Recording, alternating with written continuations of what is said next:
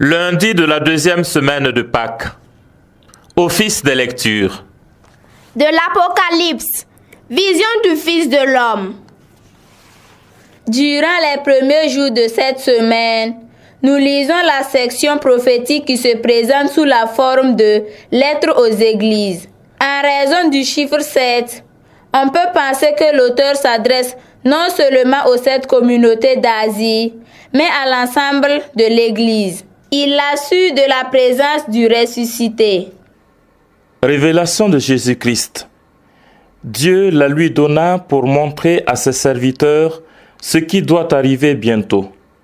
Il la fit connaître en envoyant son ange à Jean, son serviteur, lequel a attesté comme parole de Dieu et témoignage de Jésus-Christ tout ce qu'il a vu.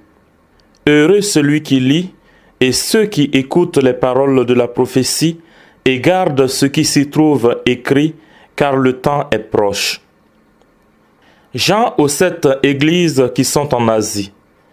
Grâce et paix vous soient données de la part de celui qui est, qui était et qui vient, de la part des 7 esprits qui sont devant son trône, et de la part de Jésus-Christ, le témoin fidèle, le premier-né d'entre les morts, et le prince des rois de la terre.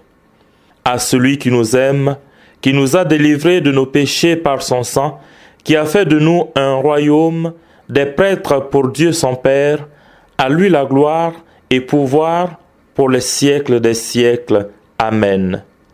Voici, il vient au milieu des nuées, et tout œil le verra, et ceux mêmes qui l'ont percé.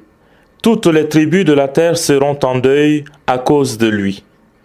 Oui, Amen. Je suis l'alpha et l'oméga, dit le Seigneur, celui qui est, qui était et qui vient, le Tout-Puissant.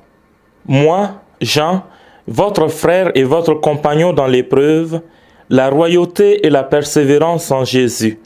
Je me trouvais dans l'île de Patmos à cause de la parole de Dieu et du témoignage de Jésus.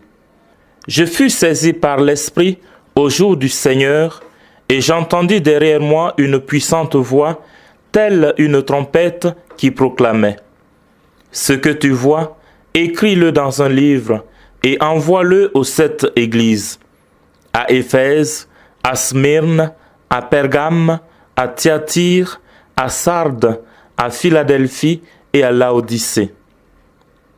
Je me retournai pour regarder la voix qui me parlait, et m'étant retourné, je vis 7 chandeliers d'or, et au milieu des chandeliers, quelqu'un qui semblait un fils d'homme. Il était vêtu d'une longue robe, une ceinture d'or lui serrait la poitrine. Sa tête et ses cheveux étaient blancs comme laine blanche, comme neige, et ses yeux étaient comme une flamme ardente. Ses pieds semblaient d'un bronze précieux, purifié au creuset, et sa voix était comme la voix des océans. Dans sa main droite, il tenait 7 étoiles, et de sa bouche sortait un glaive acéré à 2 tranchants. Son visage resplendissait, tel le soleil dans tout son éclat. À sa vue, je tombai comme mort à ses pieds, mais il posa sur moi sa droite et dit : ne crains pas, je suis le premier et le dernier et le vivant. Je fus mort, et voici, je suis vivant pour les siècles des siècles, et je tiens les clés de la mort et de l'Hadès. Écris donc ce que tu as vu, ce qui est et ce qui doit arriver ensuite. Quant au mystère des 7 étoiles que tu as vues dans ma droite et aux 7 chandeliers d'or, voici. Les 7 étoiles sont les anges des 7 églises et les 7 chandeliers sont les 7 églises. Gloire éternelle au Christ, gloire au vivant. Alléluia. Gloire éternelle au Christ, gloire au vivant. Alléluia. Il est le commencement, premier-né d'entre les morts. Gloire éternelle au Christ, gloire au vivant. Alléluia. Lui, le premier, nous a aimés. Il nous a délivrés de nos péchés. Gloire éternelle au Christ, gloire au vivant. Alléluia. Il est le premier et le dernier. Le voici qui vient, nous le verrons. Gloire éternelle au Christ, gloire au vivant. Alléluia. Homélie pascale ancienne. La Pâque, commencement de la vie éternelle. La Pâque célébrée par les Juifs symbolisait le salut de leur premier-né. Mais celle que nous célébrons est la cause du salut de tous les hommes, en commençant par le premier homme créé qui est sauvé et vivifié en eux tous. Les réalités partielles et provisoires, images et figures des réalités parfaites et éternelles, préludaient ainsi que des esquisses à la vérité qui s'est maintenant levée à l'horizon. Mais quand la vérité est présente, la figure est périmée. C'est ainsi qu'après l'arrivée d'un roi, personne ne juge convenable de délaisser le roi vivant pour se prosterner devant son image. Il est donc bien évident que la figure est inférieure à la vérité, car la figure fête la vie éphémère des premiers-nés des Juifs, tandis que la vérité fête la vie permanente de tous les hommes. Car ce n'est pas grand-chose d'échapper à la mort pour un temps bref, quand on mourra peu après, mais c'est une grande chose que d'échapper totalement à la mort. C'est ce qui nous arrive, puisque le Christ, notre agneau pascal, a été immolé. Le nom même de la fête prend toute son excellence si on le traduit en l'appliquant à la vérité. Pâques, en effet, se traduit par passage, puisque l'exterminateur qui frappait les premiers-nés passait les maisons des Hébreux. Mais ce passage de l'exterminateur, c'est chez nous qu'il est véritable lorsque, une fois pour toutes, il passe par-dessus nous qui avons été ressuscités par le Christ pour la vie éternelle.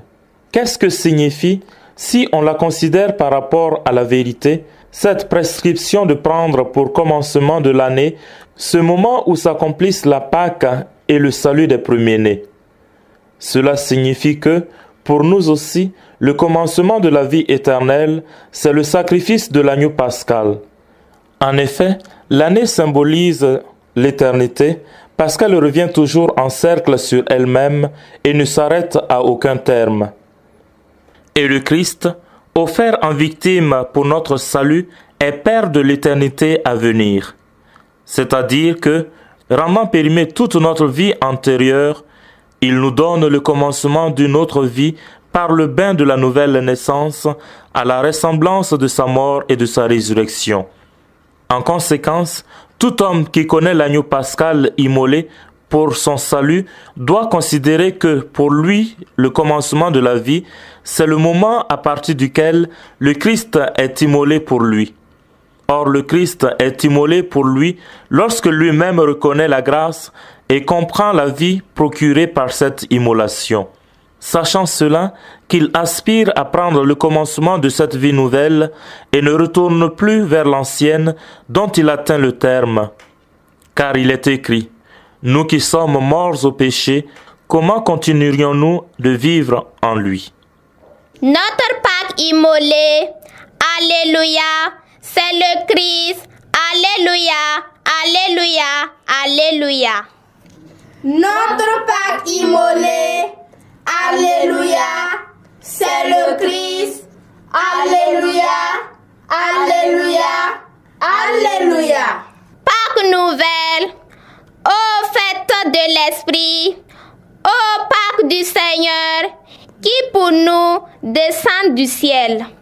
Notre Pâque immolée, Alléluia, c'est le Christ, Alléluia, Alléluia, Alléluia.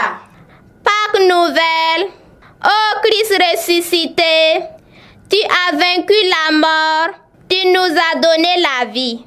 Notre Pâque immolée, Alléluia, c'est le Christ, Alléluia, Alléluia, Alléluia. Prions le Seigneur. Dieu éternel et tout-puissant, toi que nous pouvons déjà appeler notre Père, fais grandir en nos cœurs l'esprit filial, afin que nous soyons capables d'entrer un jour dans l'héritage qui nous est promis. Par Jésus le Christ, notre Seigneur et notre Dieu, qui vit et règne avec toi et le Saint-Esprit, maintenant et pour les siècles des siècles.